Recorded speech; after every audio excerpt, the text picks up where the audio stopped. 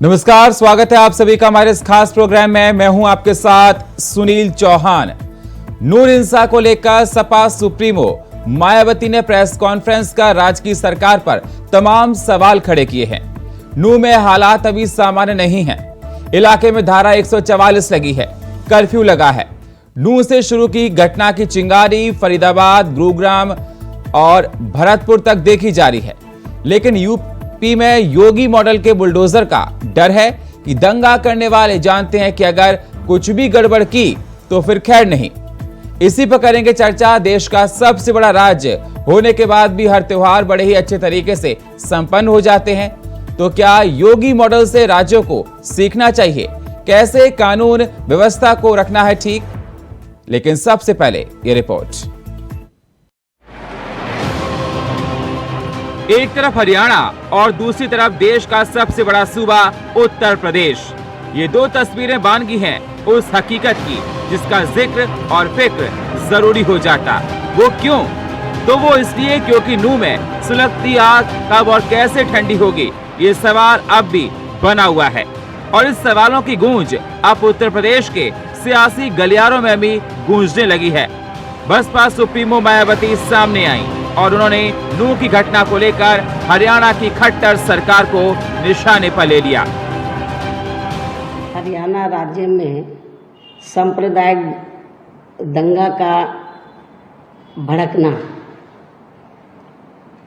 सांप्रदायिक दंगा का भड़कना और इसका गुड़गांव व अन्य क्षेत्रों में बिना रोक टोक फैल जाना तथा उस हिंसा में अनेकों लोगों के हताहत होने के साथ ही धार्मिक स्थल सहित लोगों की संपत्तियों की भारी हानि होने से ये साबित होता है कि मणिपुर की तरह ही हरियाणा राज्य में भी कानून व्यवस्था काफ़ी बुरी तरह से ध्वस्त है। खासकर नूह की घटना को लेकर ये लगता है कि हरियाणा राज्य के पास दंगा व उसको लेकर आगे भड़क रही हिंसा को रोकने की नीयत का पूरी तरह से अभाव है, जो और भी चिंताजनक बात है।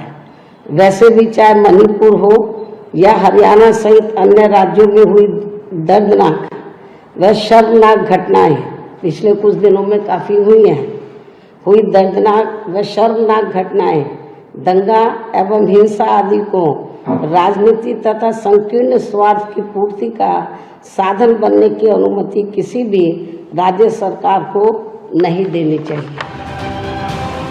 हरियाणा को पश्चिम बंगाल या फिर राजस्थान या हो झारखंड, इस तरह की एक के बाद एक घटनाओं के बीच सवाल ये, क्या वाकई दंगाइयों के लिए योगी मॉडल ही बेस्ट है? ये बात इसलिए क्योंकि यूपी में भाजपाई दावा कर रहे कि देश का सबसे बड़ा राज्य यूपी, जहां की आबादी 23 करोड़ से ज्यादा है। हर धर्म हर मजहब की आवाम इस राज्य का हिस्सा है। उसके बावजूद भी यहाँ हर तरह के त्योहारों को धूमधाम से मनाया जाता है। लाखों की तादाद में कावड़िए सड़कों पर जाकर पैदल चलकर जलाभिषेक करते हैं। हनुमान जन्मोत्सव पर भव्य शोभा यात्रा निकाली जाती है। राम की रथ यात्रा भव्य निकाली जाती है। ईद मुहर्रम पर जुलूस निकाले जाते हैं। उसके बाद यूपी में कोई घटना का ना होना ये इत्तेफाक तो नहीं हो सकता। यकीनन कानून व्यवस्था का मजबूती के साथ डटना तो है। तो क्या माना जाए, यूपी की कानून व्यवस्था दूसरे राज्यों के मुकाबले मजबूत है या फिर सरकार के इंतजाम के आगे दंगाइयों को डर है? और अगर ये डर है तो ये डर अच्छा है। Bureau report, India voice, Lucknow. तो समाजवादी पार्टी के प्रवक्ता ने क्या कुछ कहा नूह हिंसा को लेकर, जरा आप भी सुनिए। जहां पर बीजेपी की सरकार है वहां इस तरीके के दंगे हो रहे हैं। डबल इंजन की सरकार जरूर ये बताते हैं, लेकिन ये कानून व्यवस्था की पूरी तरीके से फेल्योर है। खट्टर सरकार फेल हो गई, इसमें इंटेलिजेंस इनकी फेल हो गई। इतना बड़ा कांड हो गया, इतनी बड़ी हिंसा फैल गई और ये जान नहीं पाई। एक व्यक्ति माने सर जो उस यात्रा के लिए सबको बुलाता है, वीडियो बनाता है और डालता है, और सरकार उसको गिरफ्तार नहीं कर पाई, जबकि सर वो वांटेड है। 2 लोगों को जिंदा जलाने के आरोप में वह वांटेड है। इसके अलावा वो वीडियो डालता रहा, लोगों को उस यात्रा में जो शामिल करने के लिए कहता रहा और कह रहा, ये भी कहा कि वो आएगा। इसके अलावा उसका एक और साथी बिट्टू बजरंगी, वो वहाँ उसमें शामिल भी होता है और यहाँ तक कहा कि उसने वो डालता है सोशल मीडिया पर, फेसबुक पर डालता है कि तुम्हारा जीजा आ रहा है, उसके लिए फूल मालाएं तैयार रखो। और तो इन लोगों ने हिंसा बढ़ाने का खुद काम किया। तो देखा आपने, समाजवादी पार्टी ये कह रही है कि लगातार सरकार फेल है, उनके सारे सिस्टम फेल होते हुए दिखाई दे रहे हैं नो हिंसा को लेकर। लेकिन सवाल इस बात का निकल कर आता है कि जिस प्रकार से देखा जाए उत्तर प्रदेश सबसे बड़ा राज्य होने के बाद वहां का सिस्टम ठीक है, कोई हिंसा नहीं होती। चर्चा करने के लिए हमारे साथ अशोक यादव समाजवादी पार्टी के नेता हमारे साथ जुड़ चुके हैं, हमारे साथ पंकज त्यागी बीजेपी नेता हमारे साथ जुड़ चुके हैं और हमारे साथ डॉक्टर धनोज कुमार वरिष्ठ पत्रकार हमारे साथ जुड़ चुके हैं। सबसे पहले अशोक जी, मैं आपके पास ही आना चाहूंगा। अशोक जी, जिस प्रकार से देखा जाए लगातार डू हिंसा को लेकर आज मायावती ने प्रेस कॉन्फ्रेंस की और कहा कि वहां के सिस्टम पर तमाम सवाल खड़े किए। मैं आपसे ये जानना चाहता हूं कि जिस प्रकार से नू में हिंसा है, जिसकी देखा जा रहा है कि वहां के हालात अभी सामान्य नहीं हैं, लेकिन उत्तर प्रदेश इतना बड़ा राज्य होने के बाद भी वहां की हिंसा की दूर दूर तक चिंगारी कोई दिखाई नहीं देती। हर त्योहार हर तरीके से अच्छे से संपन्न होता है, चाहे कांवड़ यात्रा हो, चाहे राम रथ यात्रा हो, चाहे और कोई त्योहार हो। तो क्या ये मानना चाहिए कि आपको योगी मॉडल से लोगों को सीखने की, खासकर सरकारों को सीखने की जरूरत है? योगी मॉडल की बात अगर आप करें, जो पुलिस अभिरक्षा में हत्याएं हो रही हैं, मेरी आवाज आ रही है? जी सर, आ रही है। हाँ, जो पुलिस अभिरक्षा में हत्याएं हो जा रही हैं, जो जज के सामने हत्याएं हो जा रही हैं, जो crime against women Uttar Pradesh number 1 पे है, तो ये जो इस तरह की वारदातें उत्तर प्रदेश में है, तो इसको आप क्या कहेंगे? ये कानून व्यवस्था है? यहाँ पे एक सांसद जो है, बाहुबली सांसद, कितना मतलब अश्लीलता की हदें पार करता है देश के महिला पहलवानों के साथ, उसके बाद भी उस सांसद का बाल बांका नहीं कर पाती है पुलिस और सरकार और सारी व्यवस्था मिलाकर ये कानून व्यवस्था है। ये अगर कानून व्यवस्था को सही कहेंगे तो मुझे लगता है कि फिर कानून व्यवस्था के मायने बदल जाएंगे। और रही बात हिंसा की बात जो भारतीय जनता पार्टी सरकारों में हो रही है, ये हिंसा जो है आप देखेंगे ये सब चीजें प्रेडिक्टेबल हैं, ये सारी चीजें प्रेडिक्टेबल हैं। जैसे जैसे चुनाव नजदीक आएगा आप देखेंगे हिंसा इसी तरह बढ़ती जाएगी, राज्य दर राज्य और एक दौर ऐसा आएगा जब पूरे देश को ये भारतीय जनता पार्टी हिंसा के आग में झोंक देगी। क्योंकि इनको गुजरात के दंगे थे, इनको लगता है कि दंगा कराने से हम चुनाव जीत जाएंगे, तो ये उसी चीज को हर राज्य में लागू करने की कोशिश कर रहे हैं। आप हरियाणा में देखिए कैसे जो मोरू मानेसर नाम का गुंडा जो है कानून व्यवस्था को चुनौती देता है, प्रशासन को चुनौती देता है, समाज में धार्मिक उन्माद फैलाने की कोशिश करता है, लेकिन उसका क्या बिगाड़ पा रही है हरियाणा पुलिस? ठीक है, ये सारी चीजें प्रेडिक्टेबल है। हम लोग जान रहे हैं कि धीरे धीरे एक एक राज्य दर राज्य हिंसा होती रहेगी और बीजेपी और उसके सहयोगी संस्थाएं इस तरह की हिंसा को जो है बढ़ावा देती रहेंगी या प्रायोजित करती रहेंगी। इसमें कोई नई बात नहीं, जनता को सोचना पड़ेगा। ठीक है, पंकज जी जी, मैं ये पूछना चाहता हूँ कि राम मंदिर पे जब गोली चली थी, किसकी सरकार थी? ये लोग इन लोगों को हमारा विकास पसंद नहीं आ रहा। ये जो हंस रहे हैं बैठे हुए, इन्हें पब्लिक ने निकाल दिया हर चुनाव में। आज ये उस जगह है कि अगर इनका एक सांसद भी जीत जाए तो मैं मान जाऊंगा। इन लोगों ने बदमाशी करवाई है, इन लोगों ने लूट करवाई है, इन जैसी बेशरम सरकार, इन जैसी बेशरम क्या नाम है पार्टी मैंने कोई नहीं देखी। इनके लिए मुस्लिम जो वोट है उनको पाने के लिए कहीं भी कुछ बोल सकते हैं। कभी उन्होंने जीवन में अच्छी बात बोली है तो आप मुझे बता दीजिए। राम मंदिर पे गोली चलाई जाती है और हरिद्वार जाते हैं माफी मांगने, इन्हें क्या शर्म? और हिंदू और हमारे उत्तर प्रदेश में एक भी दंगा हुआ हो तो मैं मान जाऊंगा। साथ में मैं ये भी कहता हूँ आपसे कि क्या मैं आपका नाम जान सकता हूँ? क्या नाम है? सुनील चौहान मेरा नाम है। मैं आपसे ये जानना चाहता हूँ पंकज जी, मैं आपसे जानना चाहता हूं पंकज जी कि बिल्कुल जिस प्रकार से देखा जाए हरियाणा में भी तो बीजेपी की सरकार है सर, तो कहीं ना कहीं योगी मॉडल से सीखना चाहिए खट्टर जी को। मैं वहीं आ रहा हूं। हम लोग बहुत दुखी हैं इस दुर्घटना से, इस उपद्रव से हम बहुत दुखी हैं। लेकिन इनका इलाज हम ऐसा करेंगे कि जो इस जैसे ये बाहर से फंडिंग करने वाली पार्टियां कर रही है ना इस समय, इनका अगर हमने इलाज न करा तो आप बेफिक्र रहे, आपके चैनल, अपने चैनल पर रिकॉर्डिंग कर लीजिएगा मेरी बात को, कि बहुत जल्द मणिपुर का भी और इनका भी ऐसा इलाज बांधेंगे। और इनको जहां जहां से फंडिंग हुई है तब बताएंगे हम इनको, इनका जो सरकार में नशा है ना, इनका तब ढीला करेंगे हम सरकार का नशा। और दूसरी बात सुनिए, जो बेचारे नूह में घटना में हुई है या मणिपुर में हुई है, मैं उनके मतलब मैं क्या बताऊं कि मेरे दिल में कितना कष्ट है उनके लिए। आज हमारे आदरणीय मोदी जी भी ने ये बोला, आप कितना कष्ट वो बख्शेंगे, ये जितना हले कर ले तो नूह की घटना को प्लस क्या नाम है मणिपुर की घटना के हम।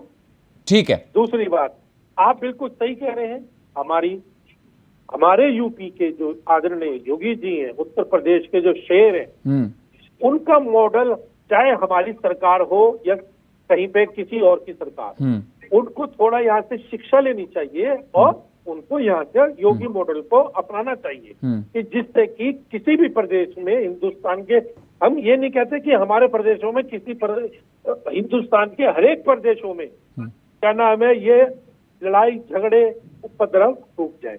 ठीक है पंकज जी। अशोक जी जल्दी से जवाब, मैं डॉक्टर धनोज जी के पास जाऊंगा। अशोक जी। देखिए सुनील जी, बड़ी दुख की बात है कि इनके लोग जमीन पे आतंक फैला रहे हैं और ये लोग आके टीवी चैनल पे आतंक फैला रहे हैं। ये कह रहे हैं इलाज कर देंगे, ये मानसिक दिवालियापन ही इनका है, इनका मानसिक दिवालियापन है। इस तरह से बताइए कानून व्यवस्था ये है कि भाजपा प्रवक्ता आके टीवी को धमकी दे रहा है, इलाज कर देंगे। बताइए, ये जमीन की दलाली कर रहे हैं सब मिलके अयोध्या में, यही लोग जमीन की दलाली कर रहे हैं भगवान राम के नाम पे। शर्म नहीं आ रही है बैठ के यहाँ पे टीका चैनल लगा के? शर्म नहीं आ रही है तुम्हें बाबा बन के? जमीनों के दलाल, जमीनों की दलाली कर रहे हो। इस बदमाश को आपने कभी क्या नाम है मंत्री नहीं बनाया, मुझे इसका जवाब दे तब आगे बोलना। अब सुनो, अपने करने वाले समय में तुमने जितनी लूट करी है, अब तुम लोग क्यों परेशान हो? क्योंकि तुम्हारे पे पैसा नहीं है। कैसे लोगों को बैठा लेते हैं आप? टीवी चैनल में बोलने का तरीका नहीं, बात करने का तरीका नहीं, यहाँ टीवी चैनल पे आके आतंक फैला रहा है आदमी। एक सेकंड देखिए, मैंने उनको बीजेपी की तरफ से बुलाया। अशोक जी, क्वेश्चन आप मत कीजिए कि फिंगर आउटिंग मत कीजिए, कैसे लोगों को बैठा लेते हैं। आप अपना डिफेंड कीजिए, अपना पक्ष रखिए। वो अपना पक्ष रखेंगे, वो अपना पक्ष रखेंगे, तो ये आप मुझ पे सवाल मत कीजिए। मैंने उनको बीजेपी के तौर पर बैठाला है, तो ये सवाल मत कीजिए अशोक जी। राम मंदिर के नाम पे जमीनों की दलाली करने वाले ये लोग आके टीवी चैनल पे आतंक फैलाएंगे, टीवी चैनल पे आके किसी का इलाज करने की धमकी देंगे ये लोग। इतना इन लोगों का मन बढ़ गया है समाजवादी पार्टी के प्रवक्ता के साथ।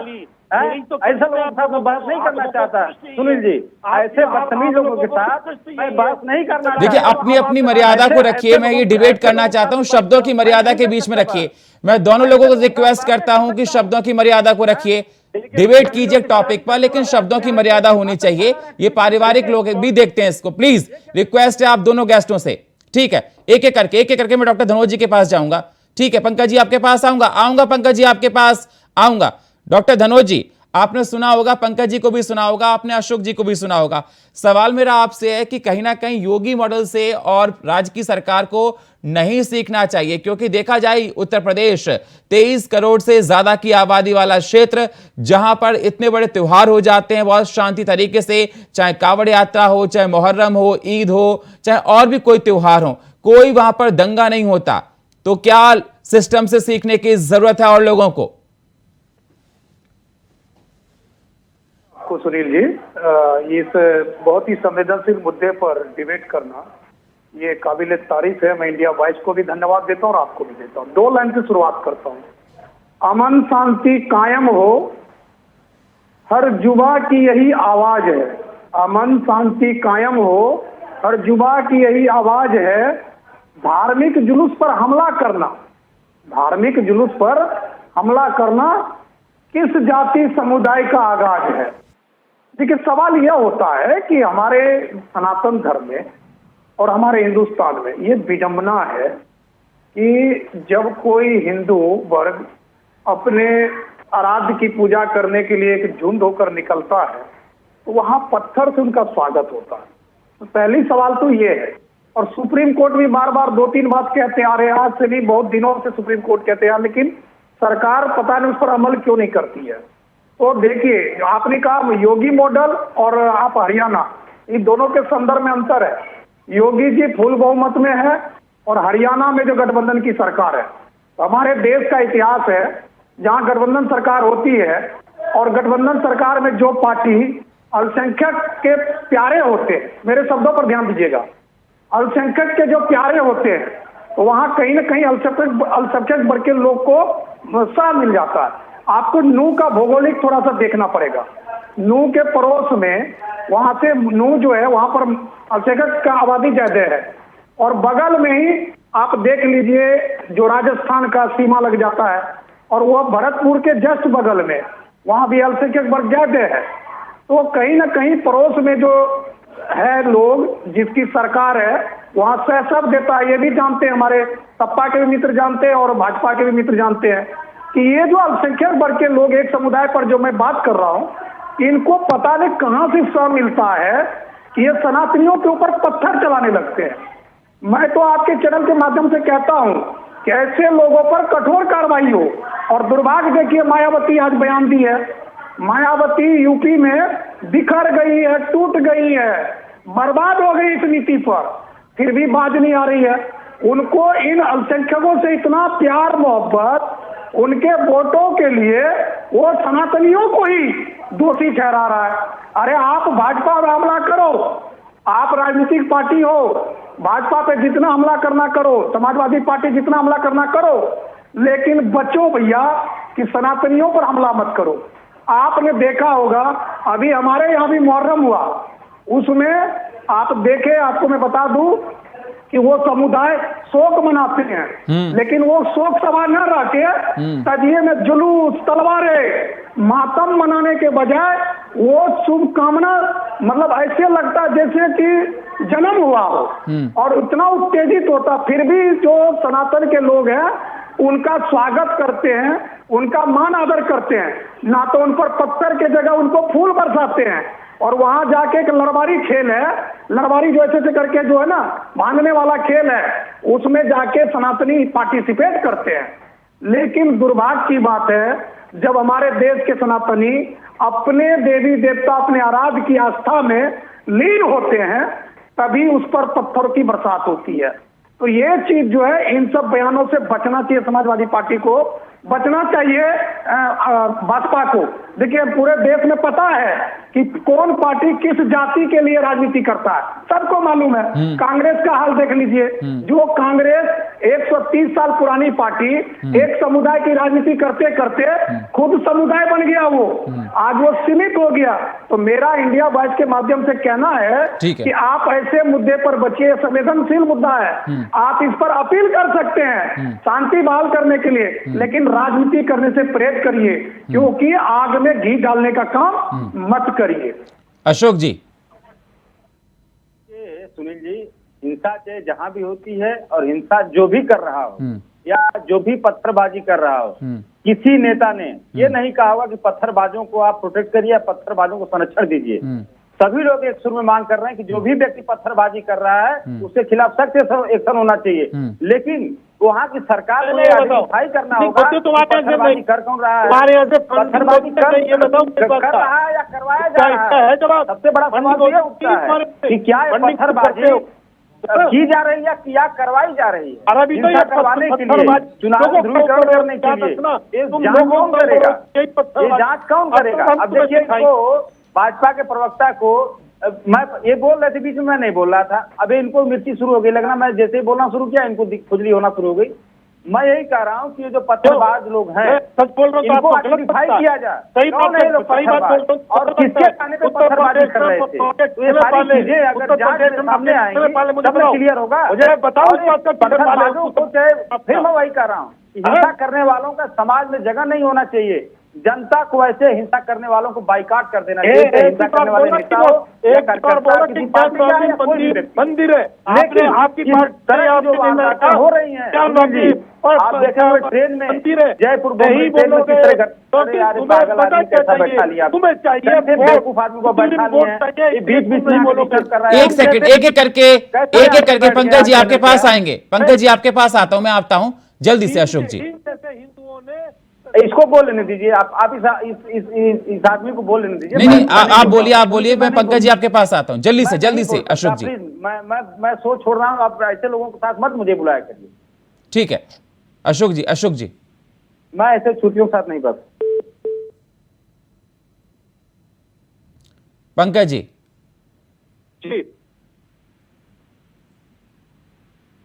हेलो पंकज जी जल्दी से जी बोलिए। अपनी बात रखिए पंकज जी, आप बोल रहे थे कुछ। जी देखिए, मैं ये कहना चाहता हूँ कि दो में घटना घटी, मणिपुर में घटना घटी, बिल्कुल गलत है, हम इसके साथ नहीं है। आदरणीय मोदी जी, मैं फिर दोबारा बोल रहा हूँ कि मना कर दिया है और एक पे भी छेड़ेंगे नहीं। लेकिन मैं एक चीज पूछना चाहता हूँ इन समाजवादी पार्टियों से कि वहां फंडिंग कौन करता है? जब ये सामने निकल के आएगा, अभी जांचों में निकल के आएगा कि वहां फंडिंग कौन करता है इन पत्थरबाजों में, इन बदतमीज लोगों में, तो वो पूरा उत्तर प्रदेश देखेगा, पूरा राष्ट्र देखेगा, पूरा संसार देखेगा इस चीज को। लेकिन इन लोगों को शर्म नहीं है। ये मुझे, लेकिन पंकज जी सवाल मेरा इस बात का नहीं है, सवाल मेरा इस बात को लेकर है सर। एक मिनट मेरे भाई, एक मिनट चौहान साहब, ये हिंदू है, हिंदू होके अखिलेश यादव ने एक बार ये नहीं कहा कि ज्ञानवापी मंदिर है, मस्जिद नहीं है। एक बार भी इन्होंने, जिस लड़के ने दीक्षा बच्ची का मर्डर करा था, जिस मुस्लिम लड़के ने, इन्होंने उसके लिए फांसी की एक मांग नहीं करी। और जो मौलाना है, मौलाना बनते हैं अपने आप को ये मुस्लिमों के, ये लोग सबसे ज्यादा बुरे हैं। इन्होंने किसी एक ने भी ये नहीं कहा कि उस लड़के को फांसी दो। और हमारे योगी जी ने क्या कहा कि इसको, अगर आपके, हमें यहाँ पर चिन्ह है, प्रभु के चिन्ह है, तो आप लोग हमें सौंप दें, तो आपस में बात करके सारी बात खत्म हो जाएगी, सारी बात अच्छी हो जाएगी, कोई लड़ाई न झगड़ा न कुछ, कोई बात नहीं। लेकिन ये भी सीखने की, सुनिए एक सेकंड पंकज जी ये भी सीखने की जरूरत है ना कि उत्तर प्रदेश इतना बड़ा राज्य होने के बाद वहां का सिस्टम, वहां की कानून व्यवस्था बिल्कुल ठीक है, ये आप मानते हैं ना। लेकिन और बीजेपी के राज्य, चाहे अगर देखो मणिपुर में भी जो हुआ, मैं कहता हूँ आप जो कहना चाह रहे हैं, आप बिल्कुल सही कह रहे हैं। योगी मॉडल को मैं जैसे पहले भी कहा था कि हमारी जब सरकार है वहां, तो वहां पूरे देश को, पूरे देश की, ठीक है सर, ठीक है। डॉक्टर धनोज जी फाइनल कमेंट आपका। डॉक्टर धनोज जी देखिए, मेरा कहना यही है कि इस तरह से हिंसा करना किसी को अच्छा नहीं लगता, लेकिन जो एक वर्ग है उसको भी समझना चाहिए। ये जो राजनीति भाषण जो होता है ना, राजनीति जो मतलब एक पक्ष लेना जी, वो भी लेने से बचना चाहिए, क्योंकि आप इस तरह से उनको सह ही दे रहे हैं, उनको आप प्रमोट ही कर रहे हैं, उसको आप उकसा ही रहे हैं। अगर आप उनका खिलाफत करने लगेंगे, मैं उन पार्टियों की भी बात कर रहा हूं कि जो पार्टी को इनकी वोट की ज्यादा जरूरत है, लेकिन थोड़ा सा सोचिए कि वोट से ज्यादा जरूरत अमन शांति है, क्योंकि अमन शांति होगा तभी जाके हर जात का विकास होगा। अगर अमन शांति नहीं होगा तो विकास नहीं होगा। इसलिए ऐसे ऐसे पार्टियों को बयानबाजी करने से भी बचना चाहिए, क्योंकि बयानबाजी भी इन पत्थरबाजों को सह देता है। ठीक है, बहुत बहुत शुक्रिया आप सभी मेहमानों का हमारे साथ चर्चा में जुड़ने के लिए। अशोक जी आपका, पंकज जी आपका और डॉक्टर धनोज आपका। सवाल इस बात का ही निकल कर आता है कि जिस प्रकार से देखा जाए उत्तर प्रदेश में लॉ एंड ऑर्डर बिल्कुल ठीक है, जैसा लोग बता रहे हैं, बीजेपी का कहना है और जिस प्रकार से डॉक्टर धनोज का कहना था, और सरकारों को इस राज्य से सीखना चाहिए, क्योंकि 23 करोड़ से ज्यादा की आबादी वाला राज्य, हर त्योहार अच्छे तरीके से संपन्न होते हैं, लेकिन और जो राज्यों के हालात हैं वो कहीं ना कहीं चिंताजनक हैं। और फिलहाल हमारे इस खास प्रोग्राम में इतना ही। बाकी खबरों के लिए आप बने रहिए इंडिया वॉइस के साथ। तब तक के लिए नमस्कार।